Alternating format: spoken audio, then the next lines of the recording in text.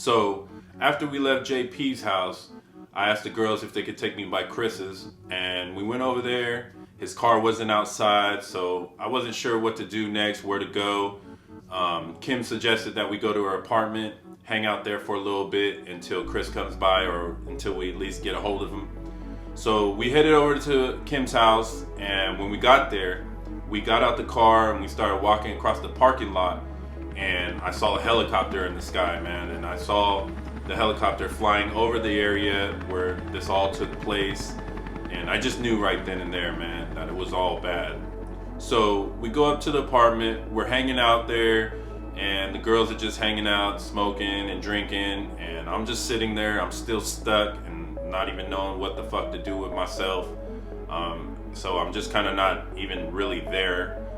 They're trying to get me to hang out with them, drink and smoke with them, but I just don't really feel it.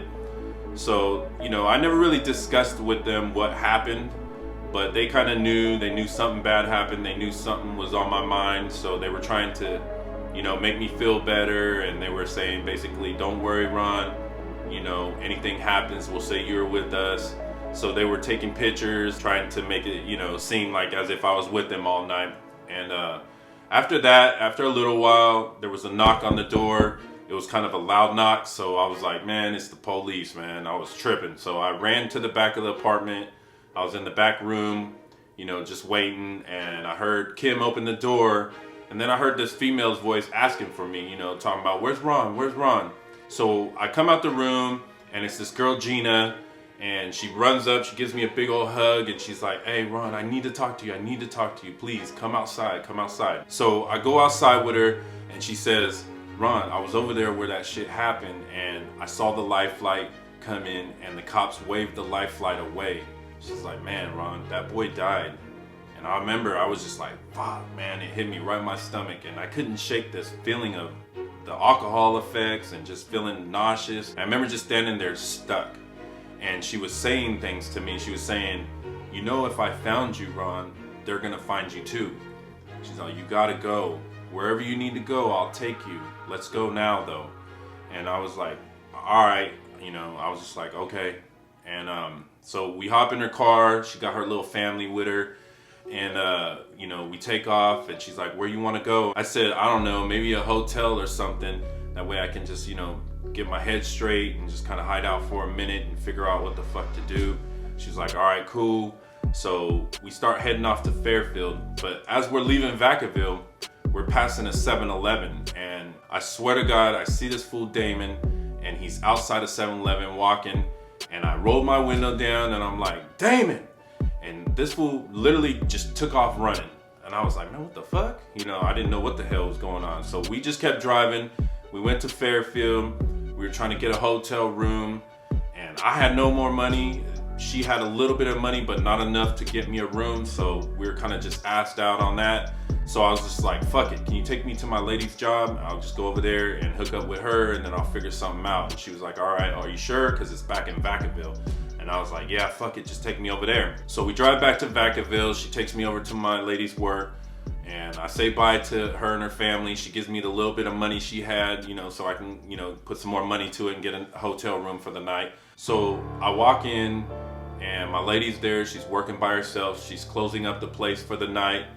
And I walk up to her, and I'm like, babe, something bad happened. Me and the homies got in a fight, and I tell her the truth. And she was the only person that I ever told my side of the story to throughout this whole thing. And so she was the only one that knew my truth. So she closes up shop.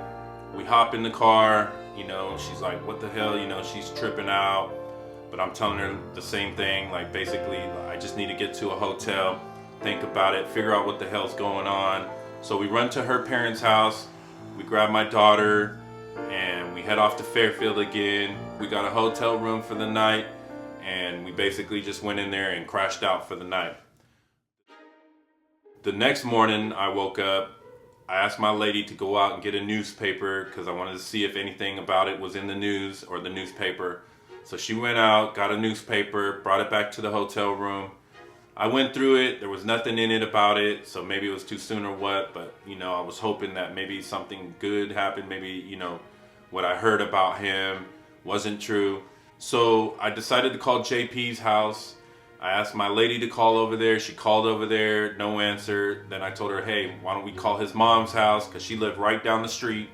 So my lady calls his mom's house, gets his mom on the phone, and she puts me on the phone with JP's mom, and I'm like, hey, you know, where's JP at? And she's like, look, the police came, got JP and Damon this morning, you know, so I don't know what happened with you guys, honey, but you need to run. They're looking for you. And so I hung up the phone. I was stunned. I was like, fuck, what am I gonna do? At this time, my lady's panicking. We're thinking about our kid, you know, I mean, just our whole lives are changing at this moment. So we both got a friend who lives in Fairfield, so I tell my lady, hey man, just take me over to homegirl's house so I can just go over there for a minute.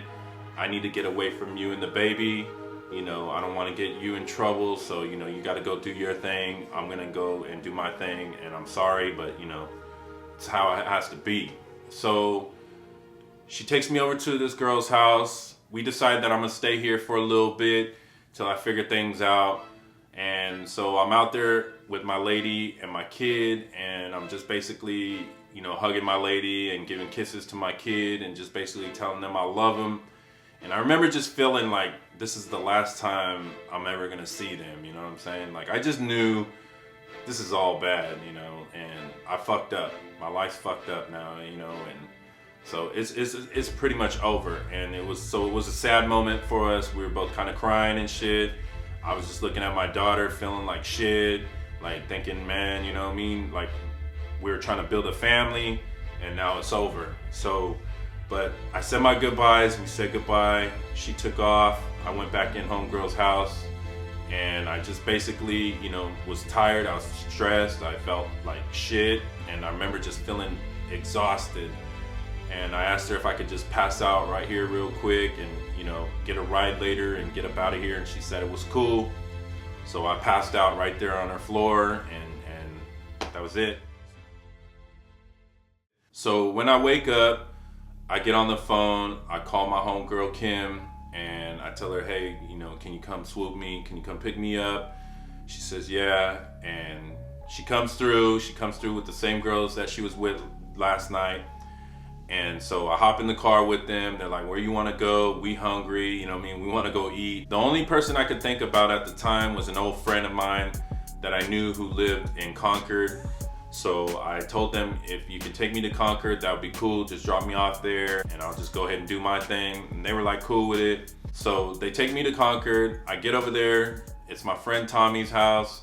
We go up, we knock on the door. Tommy opens the door and we come in, and fucking, it just blew my motherfucking mind, man, because look who's standing in the fucking living room. It's Chris. Now, I don't know how the fuck Chris got there, and I don't know where the fuck he came from, but he's standing in the living room right there at this dude's house. So Chris is just as shocked to see me as much as I am.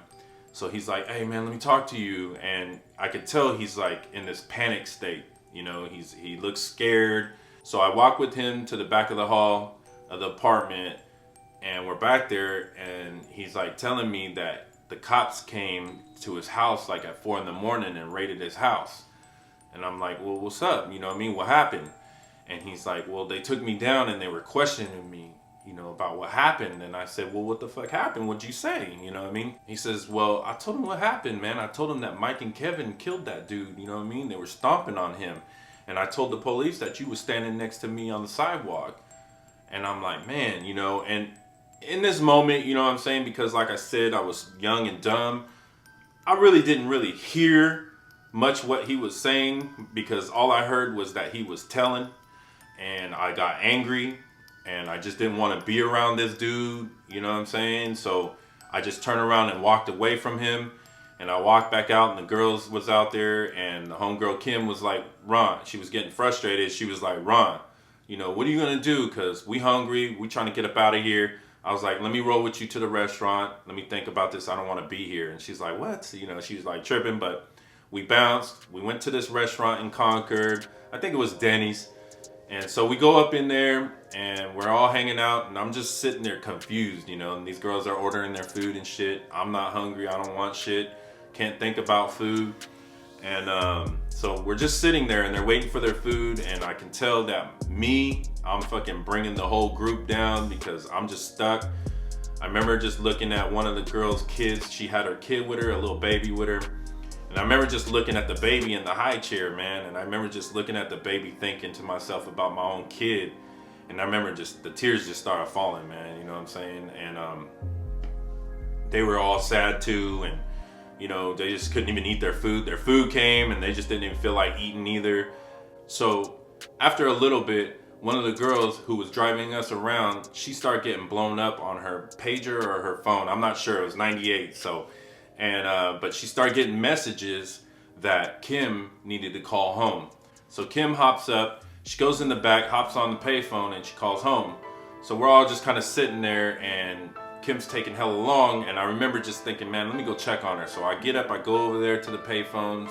She's just getting off the payphone, and she's like, Ron, the police have hit my house. They went over there looking for you, and my mom said, you know, I need to come home and if I'm with you, that I need to get away from you because the cops are looking for you. And I was like, yeah, for sure. I remember just, you know, that same feeling in my stomach, you know, just feeling like, fuck, man, it's all bad. And so the girls don't even eat their food. We just leave their shit on the table. We go outside. We're standing by the car.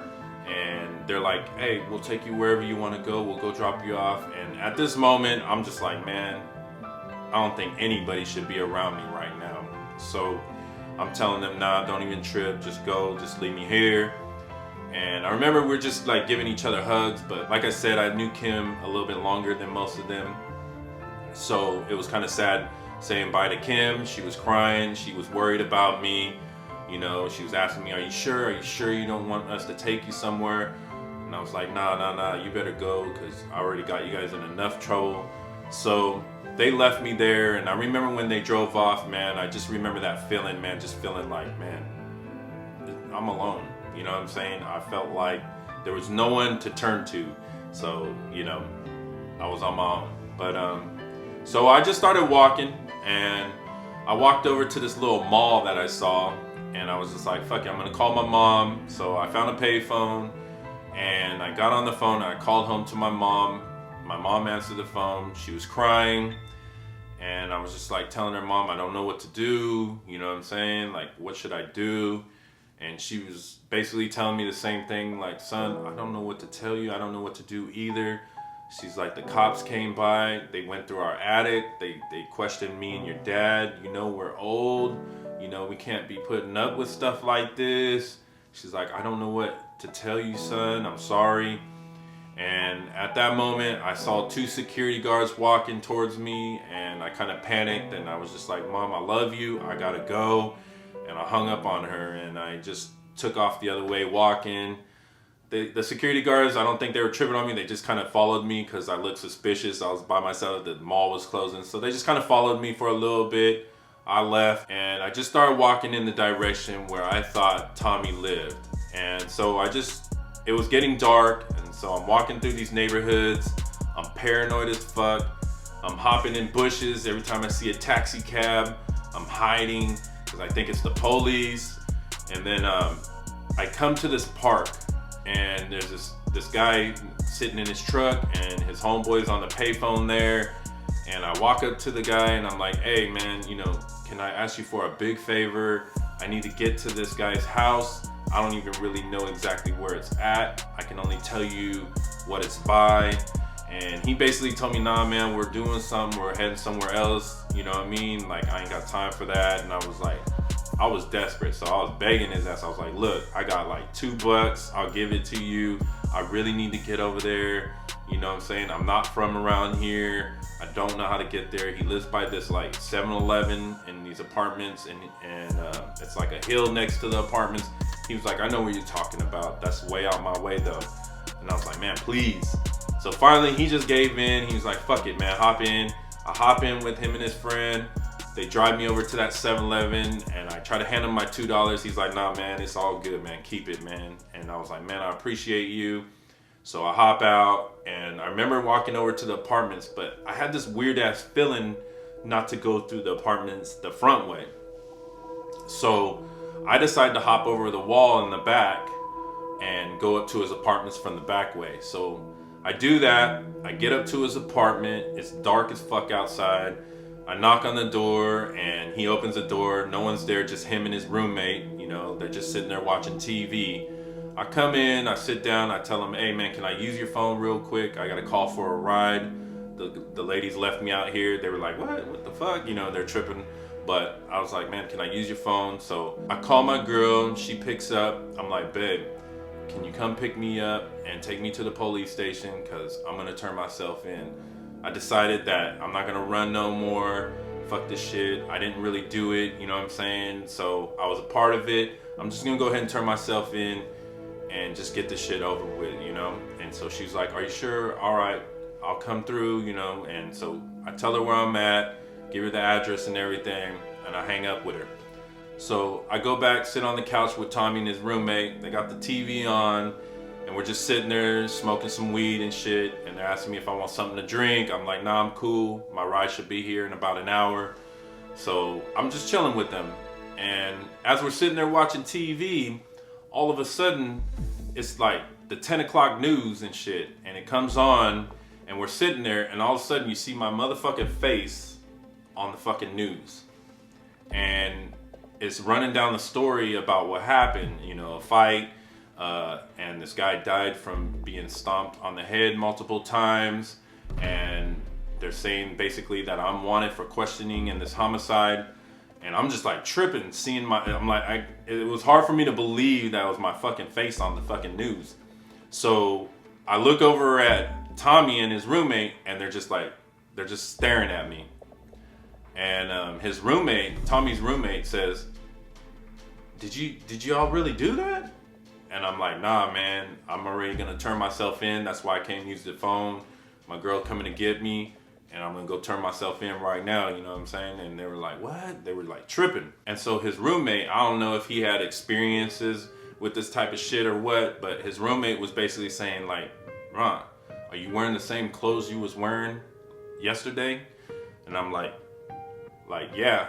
And he's just like, oh, well, look, go shower and I'll give you some clothes to wear. So I do what he says. I go in the shower, I shower, and he gives me some sweats and stuff to wear, some other clothes, and he takes all my stuff, puts it in a bag, and he goes outside and he throws it in a dumpster.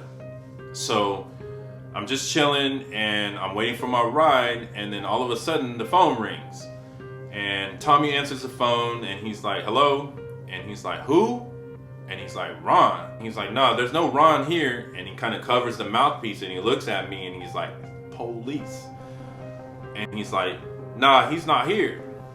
And he's telling them, nah, I haven't seen him. So he hangs up the phone and he tells me, he says, they say they outside and they got the place surrounded. They're looking for you, homie. And I'm like, fuck. And I'm thinking to myself, man, I don't want to get nobody in trouble. So I tell them, don't even trip. They're looking for me, you know what I'm saying? So I'll go outside. You guys just stay in here and I'll just go outside and just, you know, turn myself in. And they're like, all right, cool, whatever, you know? So I step outside, and when I step outside, now mind you, it's probably around close to 11 now, you know? It's dark as hell outside. So I step outside, close the door, and I'm standing there in the dark. And there's nobody out there. There's no one. I can't see no one. And I'm standing on the top of these stairs and I'm looking out and I don't see no cops. I don't see nobody. So I start thinking, man, did Tommy just play me or something? But for some reason, I don't know what was inside of me or whatever, but for some reason, I started screaming out loud that I'm unarmed. I started yelling out, I'm unarmed. I ain't got no weapons, you know? And as soon as I started saying that, boom, the lights came on. Blue lights, lights in my face, everything. And I'm just standing there with my hands up, and out of nowhere at the bottom of the stairs, there's this like door entrance that goes out to the garage that's under the apartments. So out of nowhere, this cop comes out from that door, and he's got his gun pointed at me, and he yells up, shut the fuck up and get down here. You know what I mean? Like, he tells me come down the stairs. So I start coming downstairs. I got my hands on my head. He's barking orders at me.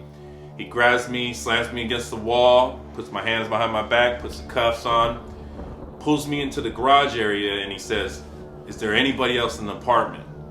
And I say, yeah, but they ain't got nothing to do with it. Y'all looking for me. And then he hands me off to another cop. So that cop starts walking me out, and he's walking me to his car. And as he's walking me down the driveway area and to his car, right when we get to his car, guess who I see driving by? My lady and my kid. And they're just driving by real slow, and I remember just standing there in handcuffs seeing them drive by. And I was like, damn, I didn't get a chance to say goodbye. So the cop throws me in the back of the car, and as I get in the car, I tell him, I was gonna turn myself in just a few more minutes and I would have already been on my way to the police station. And he was just like, really? He didn't give a fuck. So they take me to the police station and they do the whole nine. They fingerprint me and everything, and they throw me in a cell. And as I'm sitting in the cell, I'm just sitting there. I could see Tommy and his roommate being escorted in, and they're getting put in cells too. And I'm thinking to myself, like, what the fuck? They didn't do nothing, you know what I'm saying? I'm feeling bad, but you know how it goes. They snatching everybody up, and this type of thing. They're gonna question everybody. So I'm sitting in this cell, and after a little while, they pull me out and they throw me in this room. And I go in this room, and it's two big-ass Vacaville homicide detectives. And they're sitting there, and they sit me down, and they're like, what's up, Ron? You know the deal? Do you want to talk to us, answer some questions? And I just told them straight up, man, I ain't got nothing to say. Just take me to jail. I'm ready to go. So he closes his book, and he says, all right, cool. Do you want to stay here, or do you want us to take you back to Solano County? I asked them if they can take me back to Solano County. They say, yep, just hang tight and we'll be getting out of here soon. So I'm sitting there, and maybe after 30 minutes or so, they take me, put me in the car. We drive to Solano County. We get there, and when we get there, we go through the booking process. And when I get booked, I notice that I get booked for parole violation. So they don't book me for the actual crime, they just book me for the parole violation at this moment. 2 days go by, I'm sitting in Solano County Jail, and they call my name one day, and they bring me down, and I go downstairs, and I go back down to the booking area and receiving and release area, and I'm thinking, man, what the fuck's going on? They put me in a cell, and I'm sitting there, and I'm thinking, this is how you get processed out. So I had been in this situation where, I had a parole violation, and my parole officer had just let me out like that in the same manner. So I'm thinking, man, what? Am I going home, or am I getting transferred back to YA or something? So after about 5 minutes or so, they pull me out and they take me up to the front desk, and there's an officer standing there, and he's reading me my rights, and they're redoing my booking process, and right on the screen, they're booking me for second-degree murder.